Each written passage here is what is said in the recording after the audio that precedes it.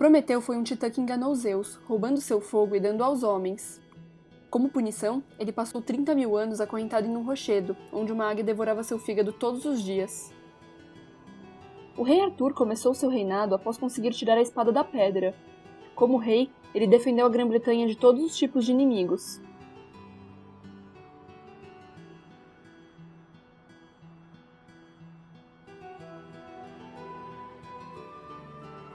Pense nessas duas histórias. Há alguma semelhança entre elas? E entre essas duas, histórias que fizeram muito sucesso recentemente, como Star Wars, O Hobbit ou Harry Potter. Bem, é possível dizer que todas essas histórias, e certamente muitas outras das quais você pode se lembrar, contam com a presença de um herói. Mas o que exatamente é um herói? De acordo com Joseph Campbell, estudioso norte-americano de mitologia e religião comparada, um líder é aquele que se dá conta de que há algo na comunidade em que vive que deve ser mudado e assume a responsabilidade de liderar essa mudança. O herói vai além, ele possui um objetivo moral. Ele faz algo que vai além da simples ação, ele se sacrifica por algo em que ele acredita. Para conseguir atingir esse objetivo, o herói tem que realizar toda uma jornada, enfrentar perigos e passar por uma transformação.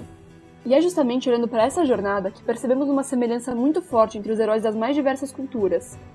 Campbell, inclusive, estudou-a, e a ela deu o nome de monomito ou jornada do herói.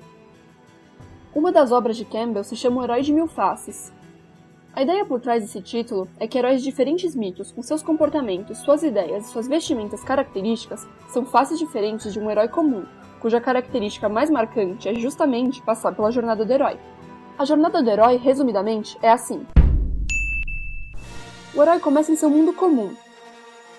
Ele, então, recebe um chamado à aventura. Algo acontece no mundo comum, algo que perturba a ordem e faz com que o herói tenha que sair em busca de alguma coisa. O herói atravessa um limiar. A partir desse ponto, ele está em um mundo novo. Nesse novo mundo, o herói passa por testes e desenvolve novas habilidades, além de fazer aliados e inimigos. Chega um momento em que ele se aproxima de uma caverna oculta, onde ele terá de enfrentar o seu maior inimigo. Nesse combate, o herói pode até mesmo morrer, apenas para renascer mais forte e derrotar o vilão. Depois, o herói pega uma recompensa por sua aventura e por fim retorna ao mundo comum. Ele, entretanto, retorna como um ser transformado por sua aventura, além de trazer algo de bom para a sociedade. Observemos que todas essas histórias estão separadas pelo espaço e pelo tempo, mas por alguma razão, as aventuras de seus heróis de fato apresentam uma mesma estrutura básica.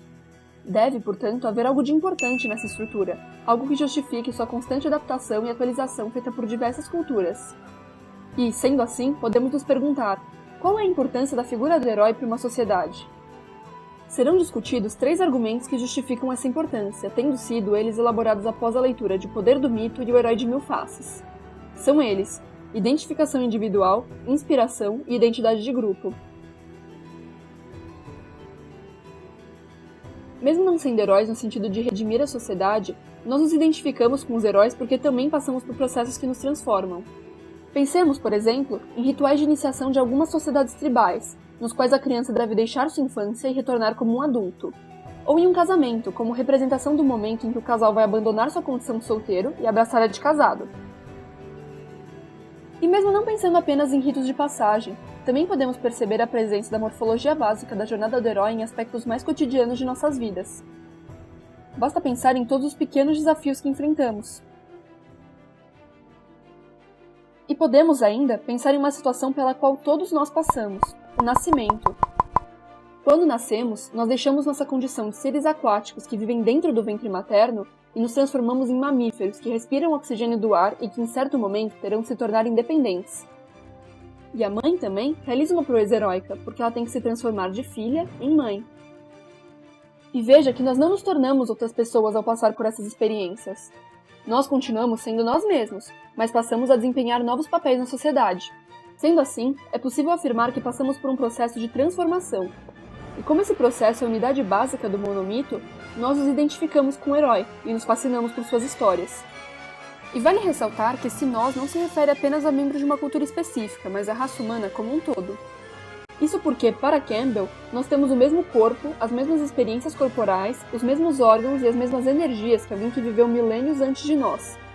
As semelhanças entre nós que vivemos atualmente e alguém que viveu há milênios vão além de questões puramente físicas. retomando mais uma vez o exemplo do nascimento. Essa é uma experiência pela qual absolutamente todos que já viveram na Terra passaram. Do mesmo modo, todos crescemos, e nesse processo temos que enfrentar desafios que nos transformam. Sendo assim, nós reagimos às mesmas imagens, e daí a semelhança dos périplos dos heróis antigos e atuais, orientais e ocidentais. Portanto, a identificação dos membros de uma sociedade com a figura do herói é um dos fatores que explicam a importância dessa figura. Campbell afirma que o labirinto é conhecido em toda a sua extensão. Temos apenas que seguir a trilha do herói. Em outras palavras, isso significa que as jornadas dos heróis, narradas em histórias que vêm sido escritas há milênios, deixam pistas sobre como podemos proceder em nossas próprias vidas. Isso porque, como já foi dito, nós passamos por processos de transformação semelhantes ao que os heróis passam.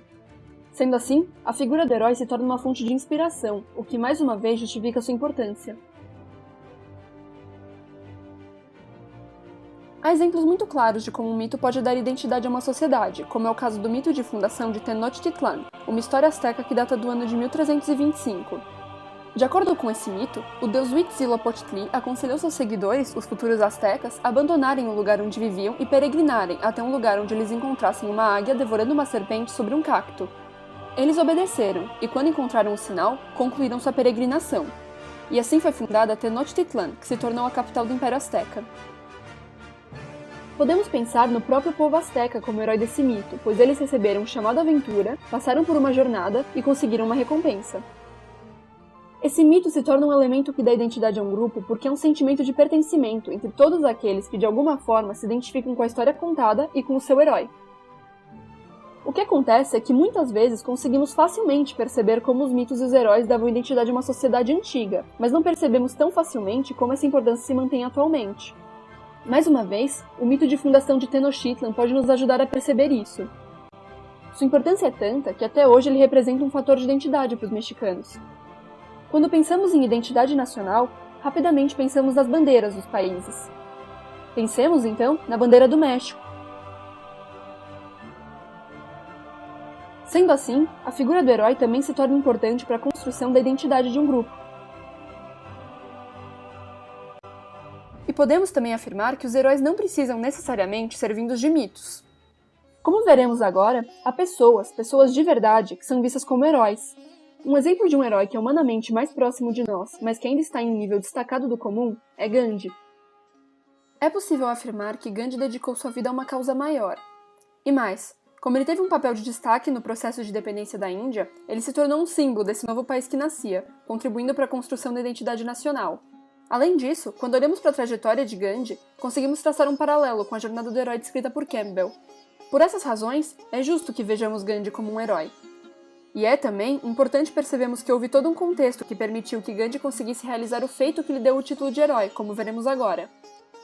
Em 1857, o Reino Unido consolida seu domínio na Índia Britânica. É nesse território que nasce Mohandas Gandhi, em 1869. Em 1888, Gandhi vai para Londres estudar Direito. Da Inglaterra, ele volta para a Índia, e depois vai, por razões de trabalho, para a África do Sul, onde ele fica por 21 anos. Lá, ele fortalece suas capacidades de liderança e suas ideias políticas. Dentre essas ideias está sua conhecida política de não violência e resistência pacífica. Em 1915, Gandhi retorna para a Índia e começa a se envolver mais fortemente na luta pela independência. Ele entra no Partido do Congresso, cuja liderança ele assume em 1920. Em 1930, Gandhi lidera um dos episódios mais conhecidos da luta contra o domínio britânico na Índia, a Marcha do Sal. Havia uma lei, desde os primeiros anos da colonização britânica na Índia, que proibia que indianos produzissem seu próprio sal, tendo que comprá-lo dos britânicos. Em protesto, Gandhi organizou a Marcha do Sal, na qual andou na companhia de milhares de seguidores até o mar, e lá produziu sal.